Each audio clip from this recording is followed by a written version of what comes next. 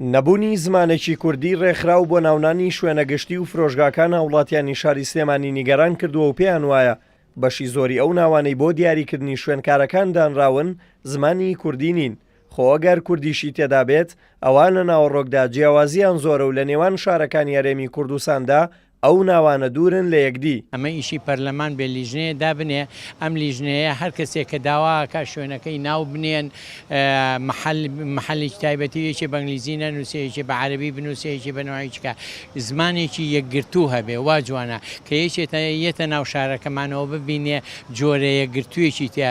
بەڕاستی کەم و کوڕی زۆر هەیە، ئەمە کەسانی زۆر ڕۆشنبیر و پسپۆرمان هەیە لەو بوارەیە پێویستە کۆبوونەوە بکرایە نەخۆ بڕیارێ بدرایە زمانێکی یەکگرتووی کوردی لە هەموو ناوچەکانی کوردستان هەر لە خانەقینەوە تا ئەگاتە شەنگە. ڕاستە ئەمە زاراوی جیاوازمانەیە ئەوە ناگەێنێ کە تۆ بیتا مەسەن دوو پارچە بە کوردی بێ بەڕای من باشترە.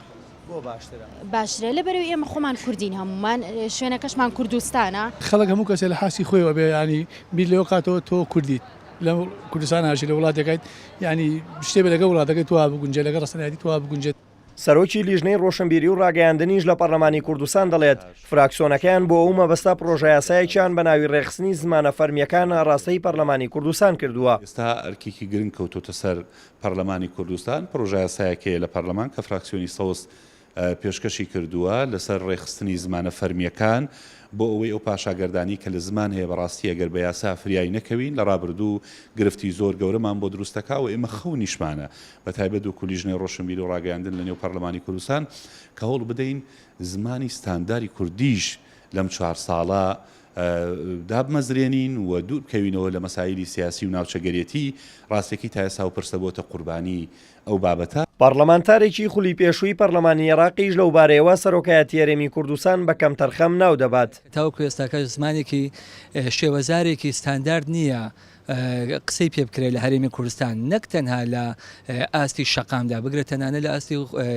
دام و دەستگاکاندا لە ئاستی خوێندنگاکاندا تاوەکو ئێستاکە ئەو نووسراوانەی کە لە شارێکی وەکو دۆکەوە بۆ وەزارەت دێ بە شێوەزارێک دەنووسرێت کە پێوترێت شێوەزاری بادینی جیاوازە لەو نووسراوانەی کە لە دام و دەستگاکانی سلێمانیەوە بۆ وەزارەتێک دەچێت لاولێر کە بە شێوەزارێکی دیکە دەچێت. تاوەکو ئێستاکە خوێندکارەکان مناڵەکان لە مەکتەبێک لە شارێک بە شێوەزارێک دەخوێنێت لە شارێکی دیکە بە شێوەزارێککە دەخوێنێت. بەداخەوە ئەوە یەکێکە لە کەم تەرخەمیەکانی سەرۆکایەتی هەرێمی کوردستان کە ئەو مەسەلەی یەکلا نەکردوێتەوە بۆیە بەردەوام کێشە لە مەسەلەی شێوەزارەکان دروست دەبێت.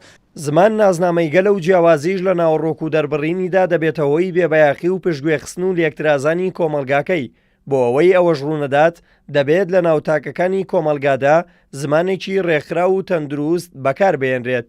ئەگەر گوزەر بکەی لەم سەرتا ئەو سەری بازار بە سەدان وشەی جیاواز دەبینیت کە بە چەندین زمان ناوی فرۆژگا و شوێنە گشتیەکانی پێناونراوە. تۆ بڵێی هۆکاری نەبوونی زمانێکی کوردی ڕێکخراو بۆ ناونانی فرۆژگا و شوێنە گشتیەکان کەم تەرخەمی هاوڵاتیان بێت یاخود حکوومەتی هەرێمی کوردستانە کە تا ئێستا بۆ مەبەستا هیچ هەنگاوێکی نەناوە. دلێر کەمال کوردسات نیوز سلێمانی.